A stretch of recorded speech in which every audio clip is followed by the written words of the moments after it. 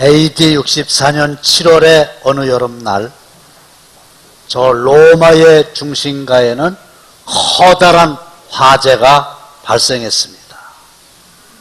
로마의 네로 황제가 저지른 방화였습니다.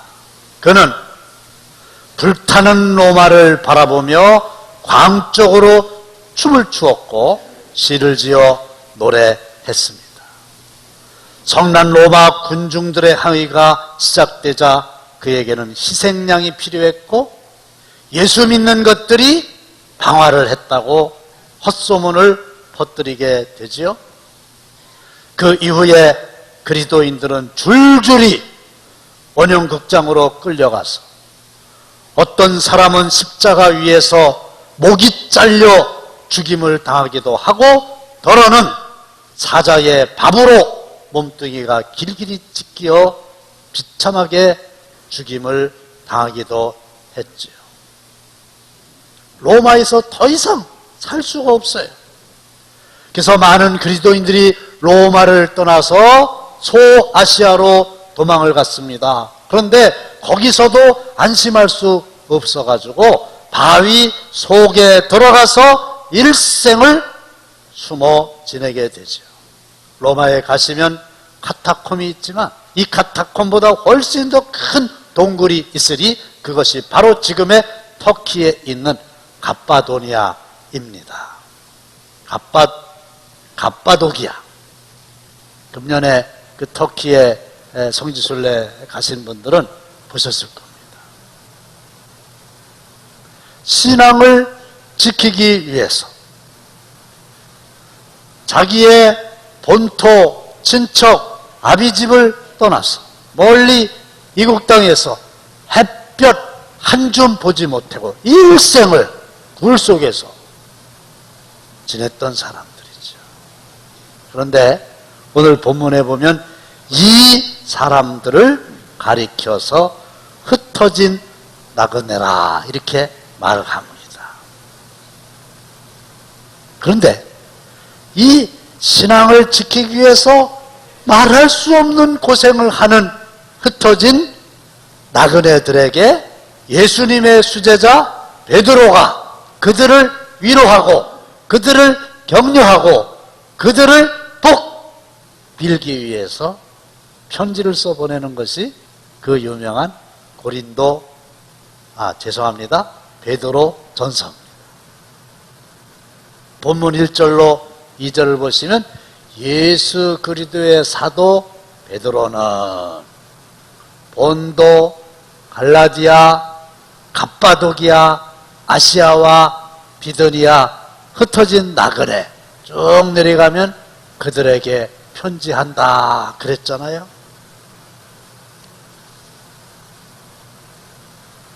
그런데 이 본문에 나와 있는 정말 절망스러운 상황 속에서 일생을 보낸 소위 흩어진 나그네들이 어떻게 됐을까요?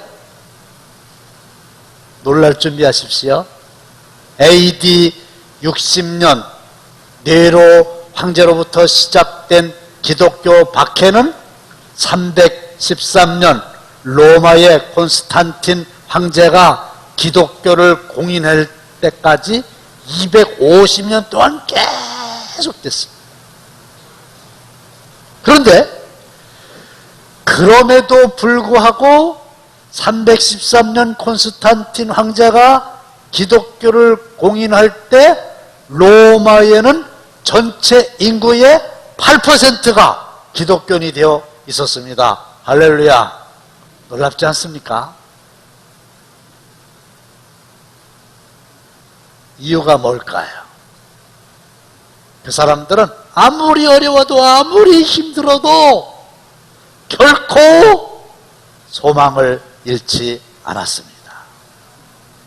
그랬기 때문에 그들은 불같이 일어났고 끝내는 환희의 찬가를 부를 수가 있었던 거죠.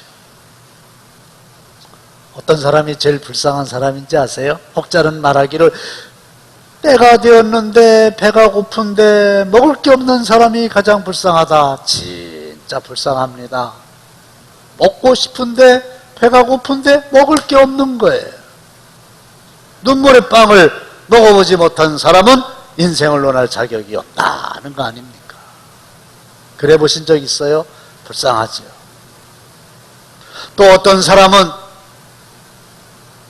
감당할 수 없는 중한 질병 때문에 오래도록 병과 싸운다. 참 안타까운 일이죠. 그 당사자가 얼마나 마음이 어렵겠어요. 그래서 우리가 우리 교회의 환우들을 위해서 더 많이 기도해야 되는 거죠. 불쌍합니다.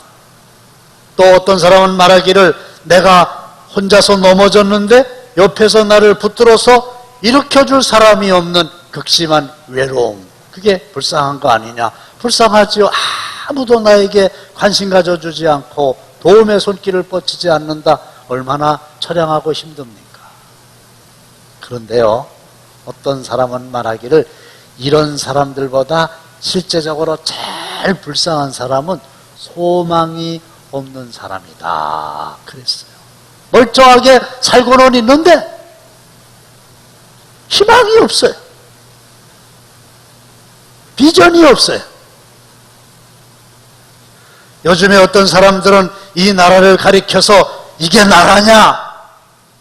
이렇게 말하는 사람도 있고, 또 오늘날 어떤 사람들은 한국 교회를 바라보면서 이게 교회냐? 그런 말도 하고 있고, 우리 육신의 눈으로 볼 때는 절망스러운 일들이, 한심할 만한 일들이 정말로 많이 있지만, 그러나 12월 한 달을 잘 결산하고 2020년 새해를 맞이해야만 되는 이때에 사랑하는 성도 여러분, 2000년 전에 그 흩어진 나그네들처럼 비록 어둡고 힘들고 또 억울하기도 하고 분통이 터지는 일이 있다 할지라도 결코 소망을 잃지 않게 되시기를 주님의 이름으로 축원합니다. 절망은 죽음에 이르는 병이라고 그랬습니다. 다시 한번 저와 여러분들의 깊은 마음속에 절망을 예수의 이름으로 몰아내고 소망으로 가득 채우고 일어나는 귀한 역사가 있게 되시기를 주님의 이름으로 축원합니다. 그러면 2000년 전에 이 흩어진 나그네들은 그 극심한 어려움 속에서도 어떻게 해서 소망을 잃지 않았느냐? 첫 번째가 부활의 예수님을 체험했기 때문입니다. 할렐루야! 십자가 사건을 전후로 해서 예수님의 제자들은 모두 다 흩어졌습니다. 메시아로 믿었던, 구세주로 믿었던 그 예수님이 힘 한번 제대로 써보지도 못하고 로마 군병들에게 붙잡혀서 처참하게 처형되자 제자들은 사실상 절망했습니다. 포기했습니다. 그래서 보따리를 싸가지고 자기의 고향으로 돌아갔습니다. 흩어진 제자들, 사라진 제자들, 체념해버린 제자들, 절망 속에 빠진 제자들. 그런데 어느 한순간에 그 제자들이 일제히 다시 예루살렘에 모이기 시작했고, 그들은 예루살렘에서 목숨을 걸고 복음을 증거하는 새로운 공동체로 새 출발했으니, 뭐가 그들을 그렇게 180도 다른 사람들로 변화시켰나요? 이유는 딱 하나, 그들은 부활하신 주님을 만났기 때문입니다. 할렐루야. 본문 3절 다 함께 시작. 우리 주 예수 그리스도의 아버지 하나님을 찬송하리로다. 그의 많으신 긍휼대로 예수 그리스도를 죽은 자 가운데서 부활하게 하심으로 말미암아 우리를 거듭나게 하사 산 소망이 있게 하시며, 예수 그리스도를 죽은 자 가운데서 부활하게 하심으로 말미암아 우리를 거듭나게 하사 산 소망이 있게 하셨느니라. 죽은 줄 알았던 예수님이 실제로 살아나셨고, 실제로 살아나신 그 예수님을 만나게 되니까 이들의 절망이 소망으로 바뀌어지게 된 거죠. 예루살렘에서 엠마오로 내려가던 글로바와 이름을 알 수 없는 그 옆에 동행하던 친구, 길을 가다가 부활의 예수님 만났잖아요. 그랬더니 마음이 뜨거워졌다 그랬죠. 즉시로 예루살렘으로 되돌아갔다고 그랬죠. 디베라 호숫가에서 그물을 내려 고기를 잡던 베드로와 6명의 제자들, 그들이 부활의 예수님을 만나자 급히 다시 예루살렘으로 되돌아가서 순교자의 반열에까지 끼지 않았습니까? 어떤 사람이 죽었다가 다시 살아난 나사로에게 질문을 했대요. 나사로를 예수님이 살리셨잖아요. 나사로에게 가서 당신이 진짜로 죽었다가 예수님이 당신을 다시 살리셨는데 다시 살아난 후에 뭐가 진짜 달라졌냐? 그랬더니 그가 하는 얘기가, 제가 죽었었는데 다시 살아났잖아요. 그 이후에 달라진 게 있는데 두려움이 하나도 없습니다. 할렐루야. 그렇게 얘기했다는 거예요. 왜? 자기가 죽었었는데 다시 살아났어.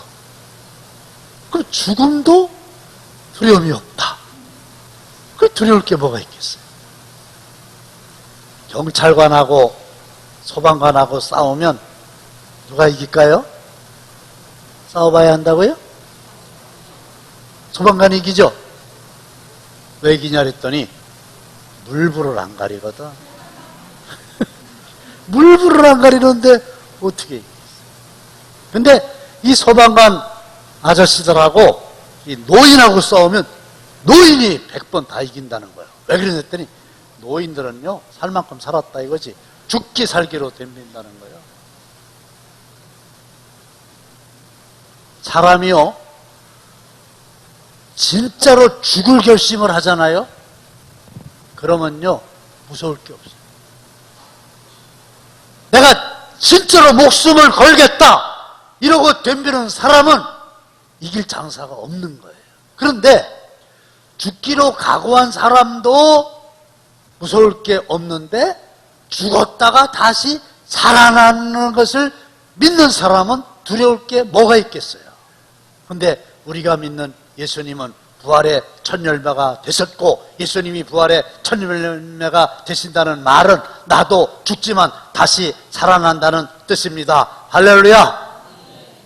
그러니까 사실은 이 부활의 예수님을 믿는 사람은 어떠한 경우에라도 소망을 가질 수 있는 거죠. 제가 좋아하는 찬송이 그전에는 88장이었는데 지금은 95장이에요. 중학생 때. 그 어린 나이로 내 정황을 볼 때도 절망할 수밖에 없는 상황이었어요. 근데 정말 이 찬송이 내 마음에 확 다가죠. 그때부터 지금까지 이 찬송을 너무너무 제가 좋아하잖아요. 그거 아닌데. 죄송합니다. 95장인데.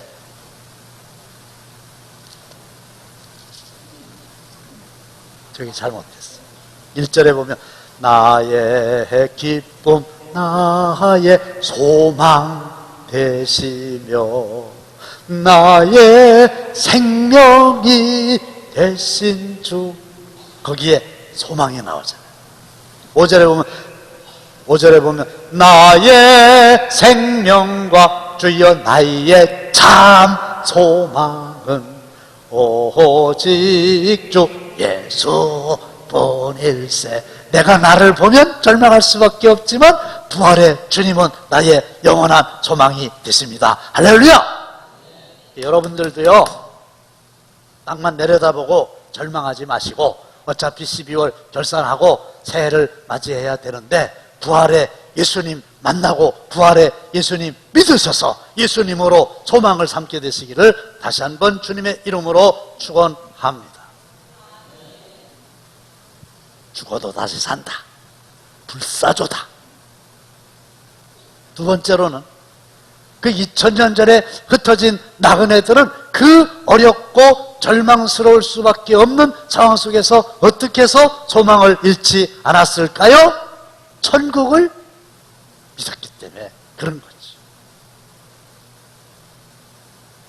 히브리서 10장 34절에 보면 너희가 갇힌 자를 동정하고 너희 소유를 빼앗기는 것도 기쁘게 당한 것은 더 낫고 영구한 소유가 있는 줄 알미라. 자기들이 갇힌 거예요. 신앙생활 하다가. 그러니까 갇힌 사람들을 동병상린 동정하는 겁니다. 그리고 자기들이 가지고 있던 모든 것을 다 하루아침에 뺏겨버렸습니다. 알거지가 됐습니다. 빈 털터리가 되고 말았습니다. 그런데도 이 사람들은 기뻐했습니다. 이유가 뭡니까? 그것보다 더 낫고 영구한 소유, 하나님의 나라, 천국이 있는 줄을 그들은 알미라. 할렐루야. 정말 더 좋은 게 있다 하면 그보다 못한 거는 가치가 없는 거예요. 여러분들 그 삐삐라는 거 아세요? 목사님 삐삐 알아요? 있어요? 없어요? 버렸어요? 네. 여러분 오늘 삐삐 가지고 오신 분 계십니까? 없죠? 삐삐를 갖고 다니는 사람은 진짜 삐삐요. 왜? 휴대폰이 있는데 휴대폰 없을 때 그때 삐삐였지 휴대폰이 있는데 삐삐 갖고 다니는 사람이 누가 있어요? 휴대폰이 있으면 삐삐는 버리는 거예요. 전기불이 있는데 촛불 가지고 다니는 사람이 어디에 있어요? 전기불이 있으면 촛불은 의미가 없는 겁니다. 이 갑바도기아의 캄캄한 굴 속에서 세상의 모든 것을 잃었다 해도 더 좋은 하늘나라 천국은 그들의 마음을 지배하고 있었기 때문에 그들은 결코 빼앗겨도 기뻐할 수 있었고 소망을 잃지 않았던 겁니다. 베드로가 그 흩어진 나그네들에게 4절에서 이렇게 얘기하지 않습니까? 썩지 않고 더럽지 않고 쇠하지 아니하는 유업을 있게 하시나니 곧 너희를 위하여 하늘에 간직하신 것이라. 하늘에 신천 신지 새 예루살렘 성 하나님의 나라 천국 분명히 있다. 그러니까 다 뺏겨도 굴 속에 살아도 그들 속에 소망이 있었어요. 진주 얘기 아시죠? 두 여고생이 아주 친해요. 바닷가를 이렇게 같이 걷는데 한 친구가 이렇게 보니까 조개가 있는 거예요. 그래가지고 조개다! 그랬더니 옆에 있는 친구가 얼른 가가지고 조개를 딱 잡아가지고 지호점에 싹 넣는 거예요. 원래는 누구 거여야 됩니까? 1번 먼저 보고 조개다 한 사람 거다. 2번 잽싸게 뛰어가지고 잡아서 호주머니 있는 사람 거다. 누구 거요? 재판해봐야 알지. 근데 뭐 누구 거나 많아. 조개를 잡아가지고 호주머니에다 넣고 안 주는데 방법이 없잖아요. 바보야. 뭐하러 얘기를 해. 그냥 자기가 줍지. 속이 상했어. 내가 먼저 봤는데. 조개는 도망도 못 가잖아요. 근데 이제 속 상하거나 말거나 친한 친구니까 또 얼마를 가다 보니까 먼저 발견했던 그 소녀의 눈에 조개가 또 발견된 겁니다. 그러니까 이 바보가 또 조개다! 아이고 머리가 나빠. 근데 또 옆에 있는 애가 얼른 가가지고 두 번째 조개를 딱 잡아가지고 줄 줄 알았더니 그것도 지 호주머니에다 집어넣었네. 더 화가 났어요. 아니 한 개일 땐 모르지만 두 개일 때는 너 하나 나 하나 가져야지. 그걸 두 개 다 가지면 됩니까? 그렇죠? 그 재판해보나 마나 그게 잘못한 거야. 근데 속이 많이 상했지만 그래도 어떡합니까? 또 가다 보니까 와, 세 번째 조개를 또 발견한 거야. 얘가 이제 약어가지고 쪼개다 얘기 안 하는 거야. 그리고 지가 가서 얼른 주웠어. 근데 그 조개를 보니까 진주조개야. 진짜 진주조개. 진주조개를 딱 호주머니에 넣는 순간요, 옆에 있는 친구에 대해서 서운했던 마음이 사라져 버렸어. 그래가지고 이랬대. 친구야, 이 바닷가에 있는 조개 네 혼자 다 가져라. 부럽지 않아. 왜 그래요? 나한테는 진주조개가 있으니까. 할렐루야. 무슨 말씀 드리려고 하는지 알죠? 사도 바울이 부활의 예수님을 만난 후에 이 세상에 좋아하는 모든 것들을 다 배설물로 여겼다고 하는데, 우리도 정말로 진주조개와 비교할 수 없는 천국이 내 마음속에 있다고 하면 그 사도 바울이 배설물로 여겼던 그것들에 연연하지 않을 수 있다고 하는 겁니다. 적어도 갑바도기아야 동굴 속에서 일생을 하나님의 나라를 소망하며 그 어두운 세월을 끝내 이겼던 자들에게는 양보할 수 없는 하나님의 나라가 있었던 거죠. 돌에 맞아서 피투성이가 되어 순교하는 스데반 집사가 성령이 충만하여 하늘을 우러러보니까 하늘문이 열리고 영광의 보좌에 앉으신 하나님이 계시고 그 위에 서신 예수가 보인다. 그러니까 내 영혼을 받으시옵소서, 그리고 저희들을 용서해 주옵소서, 이렇게 마음이 넓어진 거예요. 왜? 하나님의 나라가 있으니까. 돌에 맞아 죽는다 하더라도 돌을 던지는 그 사람들도 용서할 수 있는 여유가 생겼다는 거죠. 주님 같은 친구 없도다. 저 천국 없으면 나 어떻게 하나. 저 천국 문을 열고 나를 부르네. 나는 이 세상에 정들 수 없도다. 이게 우리 대학 다닐 때 복음성가 처음 내가 접한 복음성가. 기타 치면서 체프를 했어. 나는요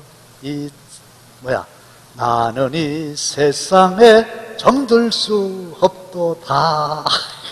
너무 감격했어요. 사랑하는 성도 여러분, 힘드세요?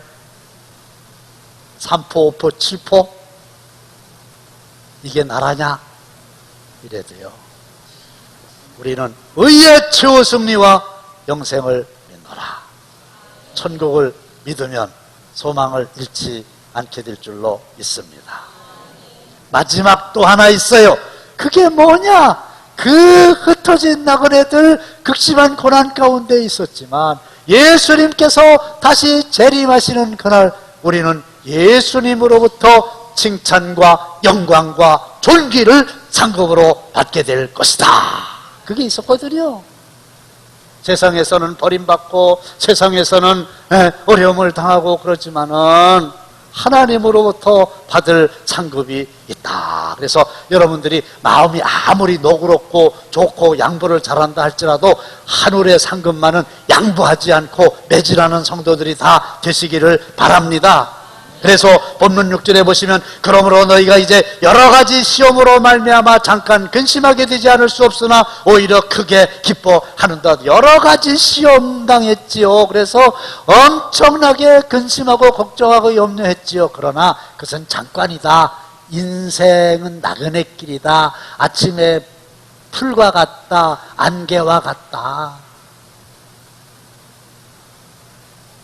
크게 기뻐할 일이 있다. 그게 뭐냐? 7절 말씀에 보시면 너희 믿음의 확실함은 불로 연단하여도 없어질 것보다 더 귀하여 뭐가? 믿음이 예수 그리스도께서 나타나실 때에 칭찬과 영광과 존귀를 얻게 할 것이니라. 그래서 그래 좋아.